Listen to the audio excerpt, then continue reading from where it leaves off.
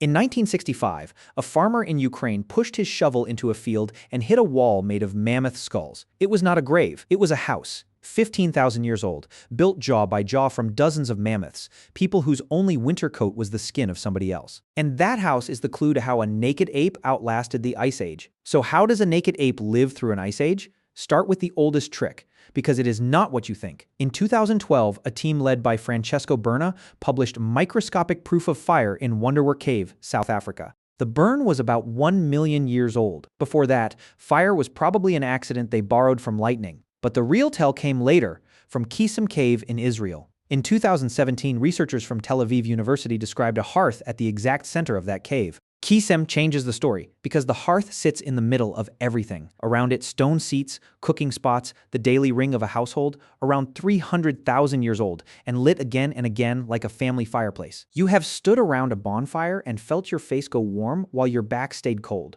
They solved that with a wall, a ring, and a routine. Routine is insulation too. The fire was not an event, it was furniture. They built the room around it, cooked together at it, and came back to it all winter. The hearth was the first heating system, the first kitchen and the first living room all at once. But a fire only warms you if you can keep the heat in, and that needed a second invention. In 2011, the biologist David Reed published a strange clock in the journal Molecular Biology and Evolution. He studies lice, clothing lice split from head lice about 170,000 years ago, which means our ancestors had been getting dressed for 170,000 years. Lice cannot fake a wardrobe. Body lice died every time the coat came off, so the parasite kept our diary. Not draped skins, fitted clothing, sewn. In Denisova Cave in Siberia, archaeologists found a bone needle 50,000 years old. You do not sew a fitted suit with bare hands. Every stitch was a bet against the wind. In 1964, archaeologists unearthed the Sungir burials in Russia, 30,000 years old. 2 children were buried wearing clothes stitched with thousands of mammoth ivory beads. Counting the beads proved the garments were tailored to seal out the wind. Your winter jacket is a pelt with a zipper, and the zipper is the new part. The pelt idea is 170,000 years deep. Before we could face the cold, we had to borrow a body from somebody else. A coat moves with you, but night still comes, and night needed walls, which brings you back to that farmer's shovel. At Mezhyrich, that wall of skulls grew into 4 huts, each a dome of jaws and tusks, 15,000 years old and still standing when the dig began. Skulls faced outward, like bricks with the round side showing. Tusks arched into doorways.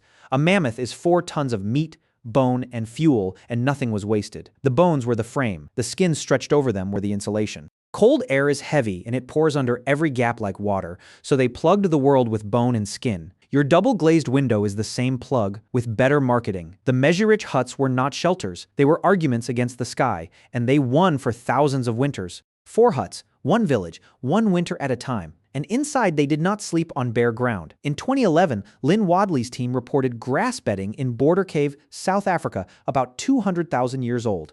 People laid it over ash, because ash keeps insects away and holds a little warmth. The ash trapped the day's heat from the fire and released it slowly through the night. They fluffed it like a duvet. 200,000 years ago, somebody made the bed. Then they lay down inside a mammoth, in a skin coat, on a grass mattress, and slept through the storm.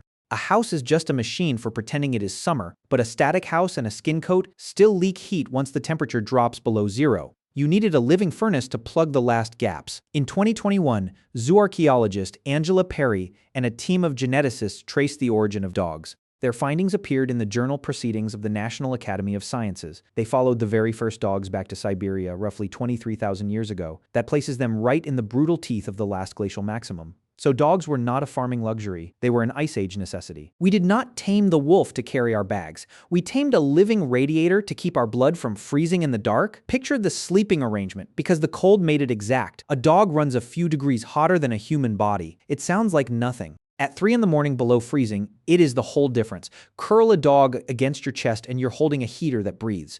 Curl 2 against your back and your spine stops leaking heat into the floor. Cold climate peoples measured the night by how many dogs it took to survive it. A mild night was a 1-dog night. A killing night was a 3-dog night. 3 warm bodies pressed against yours, and the arithmetic was life or death. And here's the quiet genius of it. A shivering body burns calories just to make heat. Every dog you slept against was heat. You did not have to burn food to make. The pack was not company. The pack was a furnace. You did not have to feed with your own fat. But a furnace made of dogs still needs feeding, and so do you. Winter is not cold. Winter is empty. Cold is the thing you feel. Hunger is the thing that kills you. A modern adult needs about 2,000 calories a day just to feel comfortable in deep cold. That number climbs because the body burns fuel to stay warm. In an Ice Age winter, every calorie had a face, and you had to go and kill it. There were no plants in January. There was the animal, all the way down. The archaeologist Andrew Outram spent years on the greasy residue inside broken bones from ancient camps. His work showed people smashed the bones open and boiled them to cook out the fat. They were eating the skeleton of winter itself. Marrow is almost pure fat. And fat is the only fuel that burns slow enough to carry a body through a long night. When the meat was gone, they cracked the bones and rendered the grease. They turned a skeleton into soup. Hunger is the winter behind the winter. In 2018, Tanya Smith and colleagues read the teeth of two Neanderthal children from France, about 250,000 years old. Oxygen marks recorded the cold seasons, and barium spikes recorded the hunger winter after winter. Even the built-for-it cousins starved in January. Imagine being the species with the better coat and still losing winters. Fat was fuel, and a mammoth was a walking fuel station. So here is the assumption you're carrying. They survived because they were tougher than you. They were not. Neanderthals were stockier, stronger, and better insulated than you will ever be. Their children's teeth still record the winters that beat them. You are the skinny one. No fur, no hibernation, babies that cannot walk for a year. And you are the one who took the planet.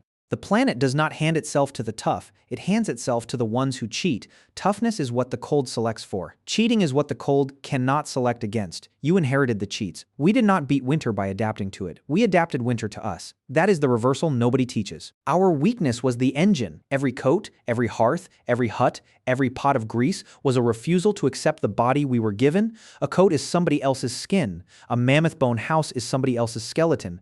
A fire is the sky's lightning kept in a pit. And one idea pushes that refusal further than seems possible. It sounds insane until you read the bones. In 2020, two researchers, Antonis Bartsiokas and Juan Antonio Sanchez, studied bones from a Spanish cave. The site is called Cima de los Huesos, the pit of bones. The remains there are about 400,000 years old, and the bones carry lesions of a very particular kind. They are the same marks you find in the skeletons of animals that hibernate. The reading is fiercely disputed, and many scientists think it is simply wrong. But even the doubters agree on one thing. Season after season of near starvation carved itself into these bodies.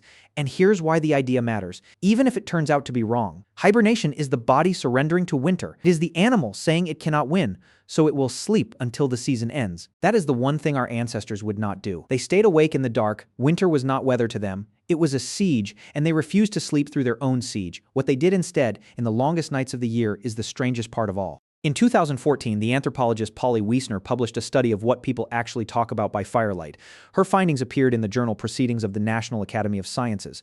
She recorded years of real conversation among hunter-gatherers in the Kalahari. By day, the talk was overwhelmingly practical. Food complaints, who got the meat, who owed whom, who was being lazy. Then the sun went down, and the same people became different people. After dark, more than 8 in 10 conversations turned into stories, myths, jokes, the long tales of the hunt, the dead, and the far off. The fire did not just change the temperature, it changed what the mind was allowed to do. Now remember what winter actually is. Winter nights are the longest nights of the year. More darkness means more fire, and more fire means more stories. So winter was not only the season that tried hardest to kill them, it was the season that made the most of them. The most songs, the most myths, the most we. A story is how a group saves what it learned, which bear to avoid, which river freezes first. Who kept the fire alive last time? A story is a battery for experience, and the long winter nights charged it. Firelight was the first cinema. Children fell asleep inside a story and woke up inside a culture. The dark did not just test them, it gathered them, and the gathering is the part that became us, which brings you home tonight. You will lock a door against the cold. You will turn a dial, and warm air will appear, and you will not think about it.